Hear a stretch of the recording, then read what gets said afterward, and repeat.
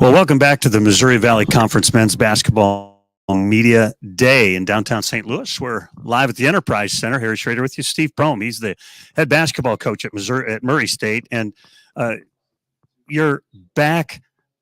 How can I say this? You're at Murray, left, came back, but the first year through the Valley, what was it like, both being back at Murray, but also learning a new league? First off, to answer the first part of the question, great to be back in Murray. A lot of relationships there. Spent 10 years there, before I left to go to Iowa State. My wife's from there, had 2 children born there. So we've got a lot of connections, a lot of relationships, and that place means a lot to me. So great to be back. The Valley, I've been in a lot of different leagues. We had a guy come and do radio, TV for us this year who's a high-level coach, and he said, probably the best league that he ever coached in was the Valley, and he'd been in some really good leagues. And so that speaks volumes of the Valley there. But I think the biggest takeaway was just the physicality.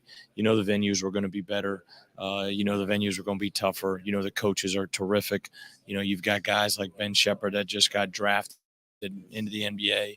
You've got Tucker DeVries. You've got those type players in this league. But I think the physicality, and then just night out, night in, night out, and then conference play, at Missouri State, home Drake, that's a 20 game of a gauntlet. I know we got 2 in the fall, but those 18 games in a row are tough, and that's what I think we've got to make sure people know. Like, you go 14-6 in this league, you've done darn good, and I don't know if nationally that's kind of been lost a little bit, and we've got to figure that out so we can get multi-bid leagues into the multi-bid teams into the NCAA and NIT, because this league's no question deserving of that. I mean, Drake's up 2 against Miami with a minute to go. Miami goes to the Final Four, and so margin for error is very slim. Talk about so the physicality and all that. What did that mean about recruiting, and then also like scheduling? There's kind of some components there, right? You're both getting players in, but then also scheduling the right way pre-conference, and also talking about resumes for postseason things. Yeah, I think it's twofold. We know we needed to add some front court, pieces, and I think we did that. I think we added 2 guys in the front court that bring physicality, bring toughness, our day-to-day, kind of blue-collar workers. We had to get our guys bigger, stronger. We had to, be more disciplined defensively and tougher. And we're making strides in that area. I think we'll be okay on the offensive end. We've got to ratchet it up on the defensive end and the toughness. And we're making, progress in that area. Scheduling wise, scheduling's always been tough at Murray. We're in a unique location, from an airport, from that standpoint. And then it's a tough place to play. I mean, it just, call it what it is. I mean, we have a great home. We've won almost 90% of our home games over the last 20 years, I think there's a stat. And so, scheduling, as we go into this league, or as we're in this league, because you have such a gauntlet in the conference, we have to do a great job in the conference of being able to buy multiple home games, so we can go out with those other 6 games, 7 games. We've got our home series with Middle and Western that are really tough games. But then can we get in a really good MTE, to where we can play some high majors like we did like Texas A&M last year. But scheduling is always, it's always tough. It's always hard. But we want to get as many home games as we can in that non-conference, so our net, everybody in our league, their net can be high before we go through this 20-game gauntlet. So I'm a Quincy Anderson fan. Like, I just love watching him play. I like the way he goes about it. Talk about him, and just go there. And yeah, I think Quincy's, if you would say a Murray guy, I think he's a Murray guy. I think the way he competes, his toughness level, is competitive. We're looking for a big year from him. He broke his foot this summer. He's just getting back into, he started non-contact. He did a little contact this week. He'll do a little bit more the rest of this week. But we need his leadership. We need his toughness. And he's a guy that I think can be a double-figure scorer for us this year, whether it's from 3, or straight line drives. But he's been a big piece for us last year. He helped us win quite a few games. Rob went into the portal, I think, and then decided to come back. Maybe he didn't go all the way in the portal. I don't remember exactly exactly, but him coming back was huge. Yeah, well, he applied for the draft. He never went into That's the portal. what He it was, applied. He applied for the draft, and that was good because, I've been fortunate to coach a lot of good players that have went on the next level. So, with that forms relationships. So we were able to get a lot of good feedback where I could sit down with him and say, hey, talked about 14, 15 teams. This is the takeaway. This is the things you have to get better at. These are the things you need to get rid of. And I think he's done a really good job and made a conscious effort of getting better in those areas. And now you're at what I told him, now you're in the red zone. And now can you finish? The season is the red zone. Can you finish? Can you score? Or you won't kick a field goal. You know what I mean? Or you're gonna get sacked on downs. Excuse me. Now you have to finish.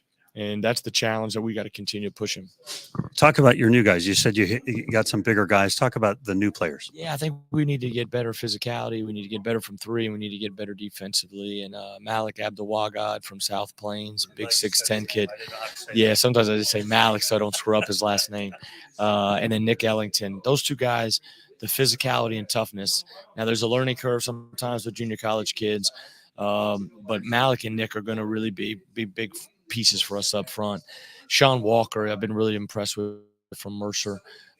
He's a 3-and-D guy. He brings great energy. He's the son of a coach, and he's got great daily habits. And then we have one that's got to sit out. Alden Applewhite's going to be a good player for us. We got a freshman big that's most likely a red shirt, John McCreer.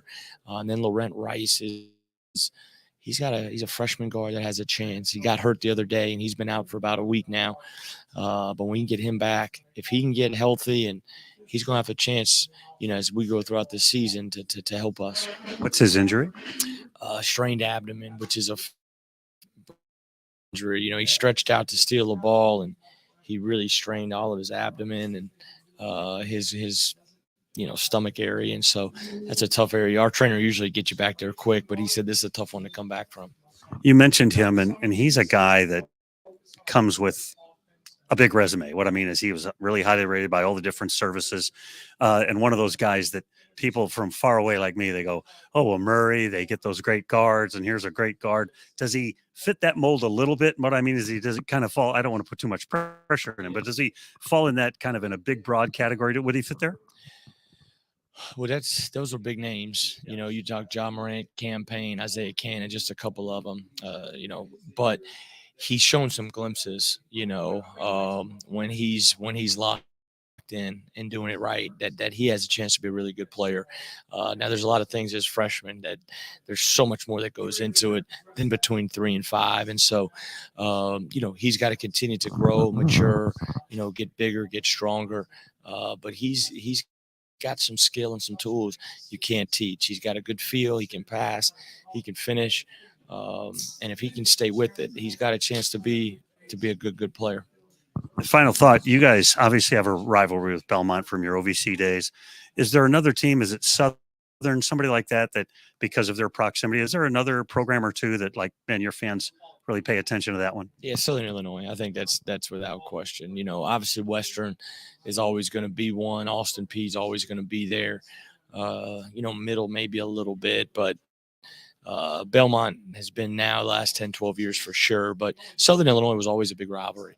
And then we stopped playing for a while, and we started back, and then we joined the league now. And but I would think without question, if you ask any of our fans, Belmont won, who's the next biggest rival in the league, there's probably not one in the community that would say somebody else besides Southern Illinois. Appreciate your time. Best of luck this season. Thank you. That's head coach Steve Prohm of the Murray State Racers. And we'll be back with more interviews from here at the Missouri Valley Conference Men's Basketball Media Day in downtown St. Louis in just a few minutes.